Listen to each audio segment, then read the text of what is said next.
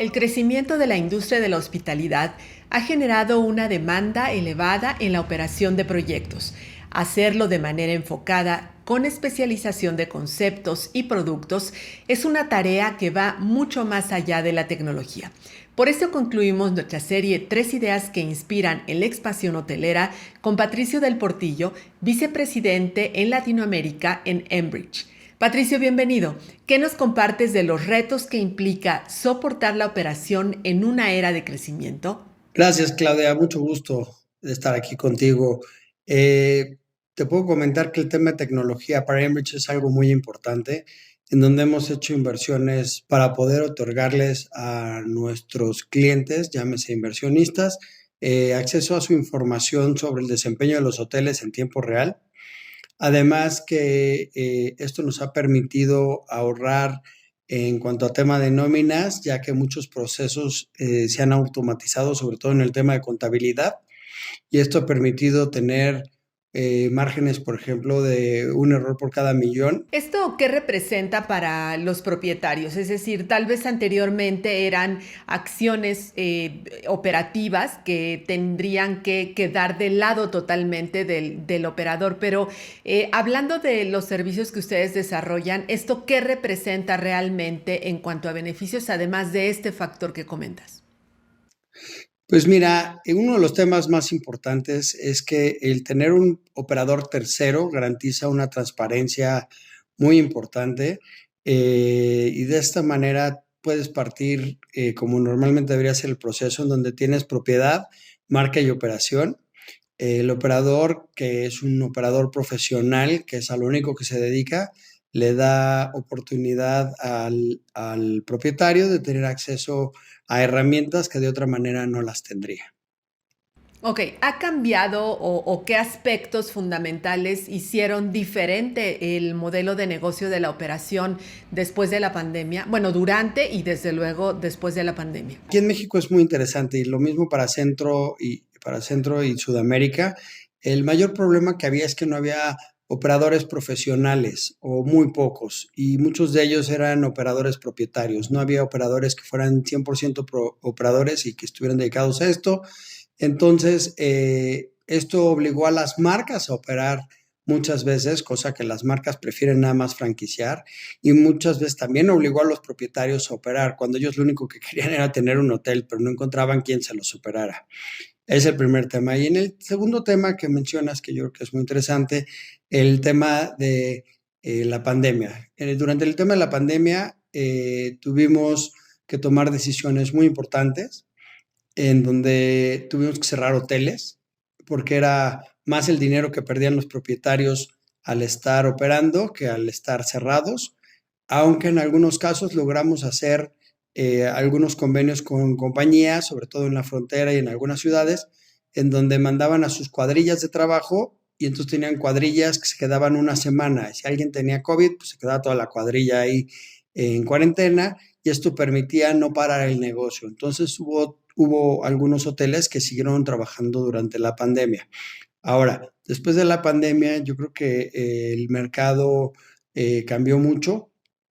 Primer tema, tuvimos el caso muy claro del revenge travel, donde la gente, en cuanto le dijeron que ya podía viajar, se dedicó a viajar.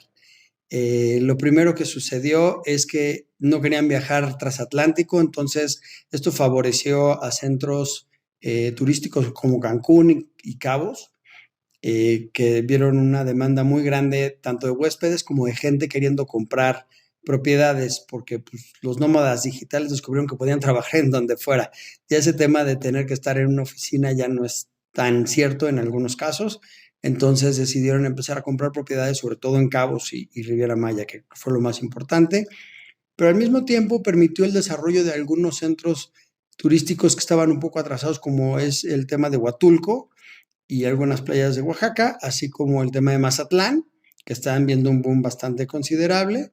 Al día de hoy ya rebasamos en muchas plazas los números de 2019, eh, pero en otras todavía no llegamos, pero uno de los temas que sí estamos viendo es que ya el revenge travel se está acabando y los patrones de viaje se están volviendo más normalizados a lo que teníamos antes de pandemia, donde la gente viaja a Europa y viaja a Asia. Entonces se vio también un tema de una baja de ocupación comparativamente en algunos mercados turísticos mexicanos, pero también las tarifas dejaron de crecer tan fuerte, aunque hay mercados en Centro y Sudamérica que siguen todavía con este tema porque dependían más de viajes regionales que de viajes internacionales. ¿Qué de la pandemia estás observando, Patricio, que se quedó como patrón de comportamiento y hasta dónde va a llegar este ajuste en las tarifas? Yo creo que cosas que se quedaron en la pandemia, uno es que aumentó la estadía promedio, que eso es muy importante. En algunos mercados teníamos 1.2, 1.3 noches por destino. En algunos casos aumentó hasta 2.1. En el tema de playas aumentó de 3 a 5 días, lo cual es muy bueno. Y también aumentó el gasto promedio, que yo creo que eso llegó para quedarse. La manera como la gente considera sus viajes, sobre todo en el tema de negocios, que viajas y ibas y regresabas mismo día. Ahora prefieres irte un día antes o quedarte una noche, y eso está aumentando mucho la ocupación, como bien lo mencionas. En el cuestión de tarifas, yo creo que van a seguir su camino normal. Ya no vamos a ver esos saltos tan impresionantes que se dieron en tarifas, ni siquiera en cabos. Yo creo que ya están bastante normalizadas, pero yo creo que van a seguir creciendo. Uno de los temas más interesantes es, por ejemplo, finalmente la Ciudad de México logró romper los $300 y ya estamos llegando gracias a los 400 en hoteles de lujo. Algunos hoteles han llegado a tener hasta algunos meses con $500 promedio, pero yo creo que esa es una buena noticia para el mercado nacional. Sí, ¿qué destinos consideras que ya en esta etapa pospandemia, tomando como base o punto de partida lo que ha ocurrido excepcionalmente en Ciudad de México y dejando de lado a las playas, observan, ¿no? De ciudades ganadoras o destinos diferenciadores? Las playas van a seguir siendo ganadoras, por lo menos en el corto plazo, los principales destinos turísticos, que son tres. En cuestión de ciudades, yo te diría que la Ciudad de México pues es la ganadora, como bien lo mencionas, pero estamos viendo un retorno muy grande del tema de negocios en casi todos los mercados y el tema de grupos. Entonces, esto nos ha permitido ver crecimiento en tarifas y en ocupaciones en mercados como Guadalajara y Monterrey, que yo creo que esto hace mucho sentido. En el tema de Monterrey estamos viendo un crecimiento importante en las tarifas, casi llegando a los $270 en algunos hoteles de tarifa promedio. Y yo te diría que Guadalajara, las ocupaciones cada vez suben. El tema de la tarifa en Guadalajara es muy complicado, pero también estamos viendo que cada vez se puede subir más, sobre todo en los hoteles de lujo que llevan un rato con tarifas muy castigadas. También en los mercados ganadores por el tema del nearshoring, te podría decir que son toda la frontera. Tijuana ahorita está en pleno boom, pero lo mismo Reynosa, Altamira, creo que son ciudades que cada vez están creciendo más. El tema del Bajío va un poco retrasado, pero cada vez va levantando. Yo creo que son los mercados que más están subiendo. Mérida también está viendo un boom en su mercado, en sus tarifas y ocupaciones, con la apertura de productos de lujo, y eso está empujando todo el mercado. Sí, ha habido una constante en tus comentarios que es el mercado de lujo, que me parece que es algo que tal vez no se esperaba y sorprendió a la industria, ¿no? De la hotelería, de la misma manera que este mismo segmento, el de lujo y ultralujo, donde también ya se le ha empezado a mencionar en la hospitalidad, se ha incorporado este tema de las branded residences, ¿no? O sea, cómo los grupos y los inversionistas pues han empezado a complementar y también a diversificar el riesgo de solamente comercializar noches de hotel. ¿Cómo están viendo ustedes esta oportunidad y qué tanto se abre como brecha de negocios para lo que ustedes hacen? Yo creo que el tema de branded residence es una gran oportunidad que, como bien lo dices, está aumentando mucho y sobre todo porque los turistas están empezando a buscar este tema de, como decíamos, de la conexión digital y de pasar tiempo fuera de su país o dentro de su país, pero en ciertas regiones donde puedan conectarse y estar en los destinos que les gustan. Pero para un desarrollador es una gran noticia porque esto pues, les permite financiar sus proyectos de mejor manera, ya que empiezan con el hotel y pueden empezar a vender las propiedades y esto les permite financiar gran parte del hotel. Para nosotros el tema de las branded residence nos ayuda porque pasan dos cosas importantes.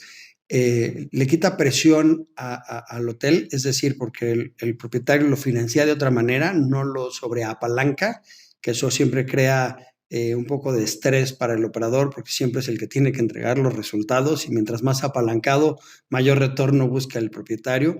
Y segundo, porque el tema de las residencias se traduce en un tema de aumento del inventario a través de los rental pools, es decir, que los dueños de las unidades lo den en un pool de rentas para que sea administrado por el hotel. Ok, esto, digamos, en la ecuación desde la inversión, el desarrollo y la operación de los proyectos, ¿ustedes dónde participan y por qué hacen más competitiva, digamos, la operación y el desarrollo de los números en el tiempo en la vida de un proyecto? Muchas veces intentamos entrar desde el inicio de la conceptualización del proyecto, porque de esta manera nos permite ayudar al propietario a obtener eficiencias en su desarrollo y que no tenga sobrecostos. Entonces, primer tema, tenemos una inversión muy eficiente. Segundo tema que creo que vale la pena, lo acompañas durante todo el proceso y antes de la apertura, tú estás haciendo proyectos de preoperación, donde en el tema de preoperación estás ayudándole a prevender el hotel para que cuando abra podamos ya abrir con noches, cuartos noches ya vendidos y de esta manera el propietario no tenga que esperar y su retorno sea más rápido. Entonces, la verdad es que lo agarramos de la mano y lo llevamos desde el tema de la conceptualización hasta la apertura del hotel y la operación del mismo. Ok, ¿dónde está la competitividad? Mencionabas en América Latina, Centroamérica, destinos muy, muy competitivos, pero los destinos nacionales ya post pandemia y después de este revenge traveling y todo lo que hemos hablado, ¿cómo va a competir o cómo ubicas que los destinos mexicanos y los hoteles van a poderse mantener en el mapa? Yo creo que uno de los temas que vale la pena para los nuevos desarrollos es que los propietarios tengan muy claro qué es lo que está buscando qué es lo que está buscando el huésped. Para empezar, ya no quiere hoteles masivos, a menos de que sean all inclusive, y ese es un tema aparte, pero está buscando temas de desarrollar hoteles con cuartos separados, más bien tipo villa, que edificios altos. Segundo tema, tienes que tener muchas áreas comunes y mucho espacio abierto donde el huésped pueda sentirse cómodo y no encerrado. También en el tema de diseño de experiencias y el tema de diseño de alimentos y bebidas. Yo creo que los hoteles que tengan el factor wow y que sepan atrapar al huésped son los que mejor les va a ir de largo plazo. Con el tema también de una oferta de alimentos y bebidas de clase internacional para que el cliente regrese, porque cada vez estamos viendo muchos hoteles que yo los digo que se llaman hoteles bucket list, ¿no? Son hoteles que dices, oye, me interesaría conocerlos, pero ¿regresarías? No, no regresaría. Y es lo que está pasando. Son hoteles que crecieron muy rápido, se posicionaron muy rápido, con muy altas tarifas, pero yo creo que van a sufrir de largo plazo porque su tema nada más es un tema de bucket list que se logró a través de influencers. Entonces, yo creo que es un tema de operación. La operación tiene que ser impecable, el ofrecimiento de alimentos y bebidas tiene que ser muy bueno y las instalaciones tienen que darte ese factor wow. Ok, cuando hablas del factor wow, ¿a qué te refieres? ¿A que es algo muy diferenciador? ¿A que quisieran regresar? Digo, hay viajeros también, ahora lo que se habla es del hiper, ¿no? Es decir, los consumidores hoy no solo quieren viajar bien, ser bien atendidos, sino además quieren que haya algo excepcional. ¿A esto te refieres? A eso me refiero. Por ejemplo, te puedo decir el restaurante del ¿cómo se llama? Del Waldorf Astoria, que antes era el Pedregal en Cabos, que está sobre un risco, que es irrepetible. O sea, puedes ir a cualquier lado, pero este restaurante no lo puedes ver en otro lado. Hay lugares como el Azulik en Tulum, donde te tomas la foto en la estatua esta, que creo que es una de las fotos más repetidas en el mundo. Hay lugares donde tu cuarto no necesariamente es el mismo cuarto que tendrías en Chicago o en Singapur, sino es un cuarto de lujo, pero sabes que estás en México, tienen sabor mexicano y la gente le gusta ese cuarto. Es un factor wow, que tú entras a tu cuarto y dices, ok, esto es diferente a lo que estoy acostumbrado. O que llegas a un restaurante y que el setup del restaurante es un setup muy especial que no está repetido y no es una imitación de un restaurante en la Toscana o de otro que vieron en China, sino que es algo muy local y eso es lo que está buscando el huésped. Qué difícil debe ser llegar a ese factor wow cuando también sabemos que la industria se ha movido por poder repetir, es decir, que haya justo esa identidad del espacio, de que cuando llegas al hotel de X marca, independientemente de la ciudad donde estés, se parezca. Hoy entonces estamos en sentido contrario y esto qué tan fácil está siendo de asumir para los inversionistas y desarrolladores. Pues yo creo que es complicado porque muchas veces ya en el tema de diseño la gente se había aprendido la fórmula y estaban repitiendo el mismo tipo de diseño de un hotel a otro. Aparte, yo creo que una de las cosas que está buscando el huésped es un factor de diferenciación y saber que está en un lugar que es completamente diferente a los demás. Y esto implica también la inclusión de la comunidad local.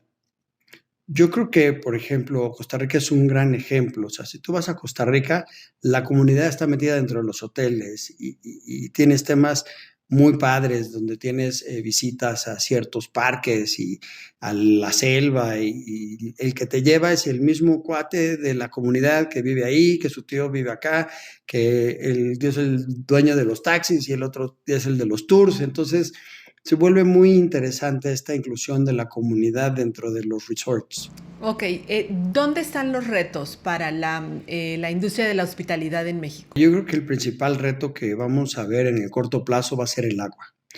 Yo creo que el tema de los servicios cada vez suben más, ya es una parte importante del gasto, en algunos casos llega casi hasta el 20%. Entonces yo creo que el tema de la luz y el agua va a ser uno de los temas que va a costar más y van a ser barreras de entrada en ciertas plazas. Eh, por otro lado, yo creo que también el tema de la rotación de empleados y la retención, la contratación y retención de empleados es muy importante. En algunos casos, por ejemplo, en Cabos, hay gente que tarda 3 horas para llegar de su casa al resort a trabajar. Entonces, y digo, ni hablemos de Riviera Maya, donde hay gente que hace mucho más tiempo. Yo creo que el tema de traer la vivienda cerca de los centros de trabajo va a ser un reto. El tema de la infraestructura es un reto. El tema de las mías también va a ser un reto. Los apoyos gubernamentales. Y yo creo que al día de hoy, antes decíamos, para que un hotel funcione tiene que tener tres cosas. Location, location, location. Eso ya no es cierto. El mayor tema de los hoteles al día de hoy se llama canales de distribución.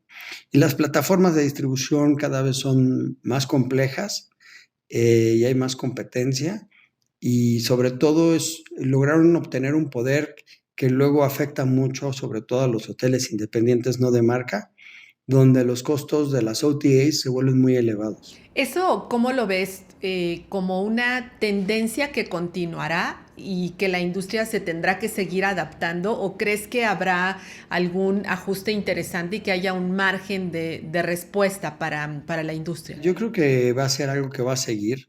Al día de hoy ya empezamos a ver una gran diferencia entre los hoteles independientes y los hoteles de marca, donde las marcas cada vez producen más y cada vez logras mejores costos con las OTAs y los diferentes canales de distribución, y los hoteles independientes cada vez luchan más para poder seguirle el paso a estos hoteles de marca. Entonces, la verdad es que yo creo que para los hoteles independientes va a seguir siendo muy complicado. Eh, los hoteles autooperados también empiezan a tener algunos temas donde el papá compró la franquicia de algún hotel de una marca y lo operaba y luego se lo dio al hijo y el hijo ya no quiere. O sea, o quiere vender el hotel o quiere salirse.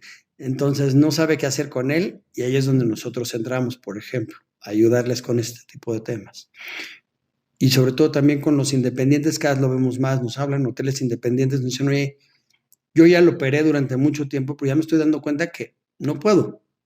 O sea, ya no puedo competir bajo estas condiciones. Estoy pensando hablar con una marca, poner una marca, pero no quiero que la marca me opere, quiero que tú me operes, porque la marca, para empezar, me cobra muy caro, me pide contratos muy largos, necesito más flexibilidad, quiero alguien que hable mi idioma, que entienda la operación, pero que hasta ahí llegue. O sea, no quiero que haya un conflicto de interés, operación marca, ¿no? ¿Qué tanta área de oportunidad hay en específico en este segmento? Porque también estamos viendo que en el diseño de experiencias y este tipo de hoteles que no son de marca o de cadena, está habiendo una explosión interesante, en particular en destinos que tal vez no se habrían visto antes. El mayor reto que hay es muchas veces cuando diseñan estos hoteles independientes, los hacen sin mucho conocimiento de cómo debería funcionar un hotel. Entonces tiene algunos retos, incluyendo sobre todo el tema de sistemas de vida, que son sprinklers, escaleras de emergencia y cosas de esas, y no existen, entonces no pueden ser convertidos a marcas internacionales. Muchos de estos hoteles independientes, aunque nos dicen, oye, ven, ayúdame, es que, o sea, no voy a lograr más de lo que estás haciendo porque tu hotel ya también está llegando al límite de lo que vas a poder lograr, porque no está diseñado para este tipo de cosas, ¿no?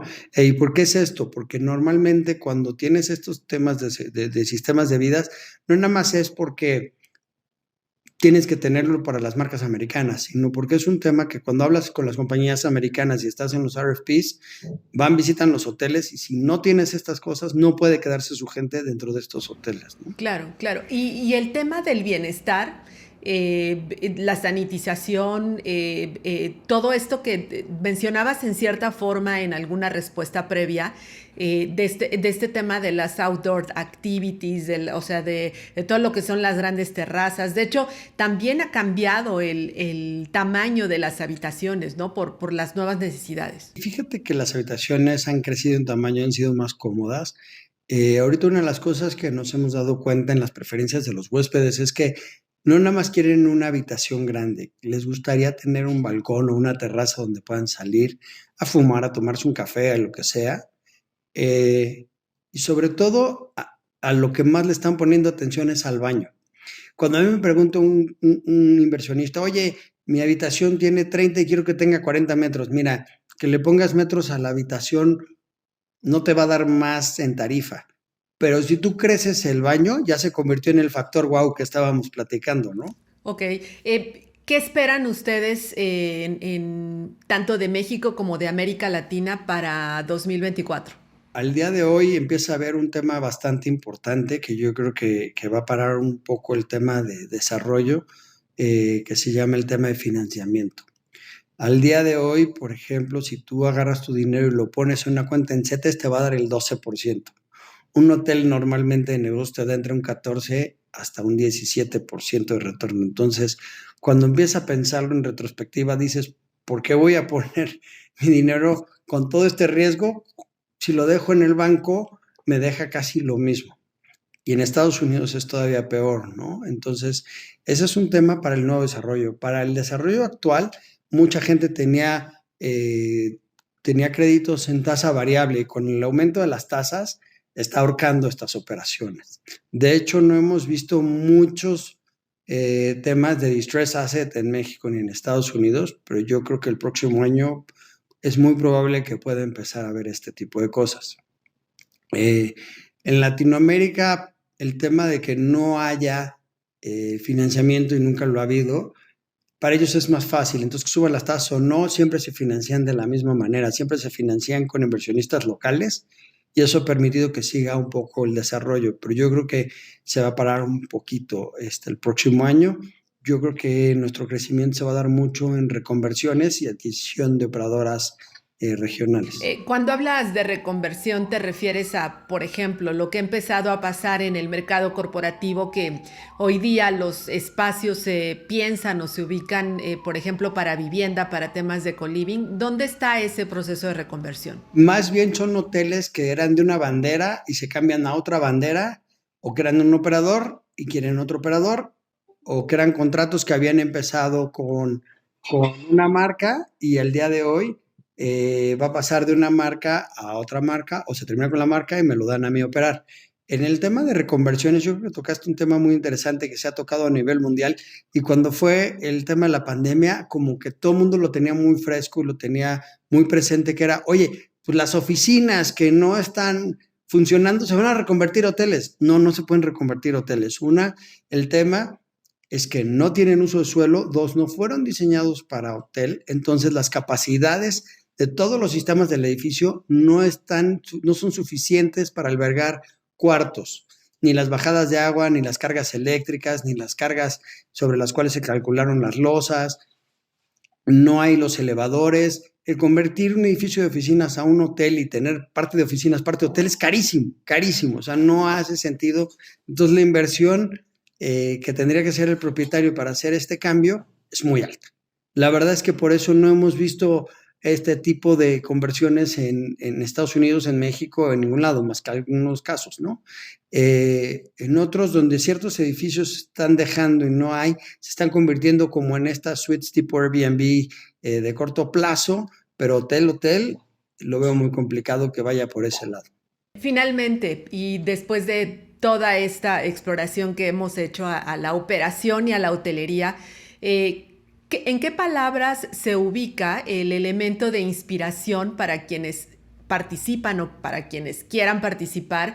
¿Centrarías tú la visión de cómo poder hacer un negocio competitivo y exitoso en la industria de la hospitalidad? Yo lo primero que diría es que se asesoren. Dos, que contraten a gente que entienda del negocio. Y tres, la verdad, que intenten pensar en su huésped, en el huésped tipo que va a llegar a su hotel.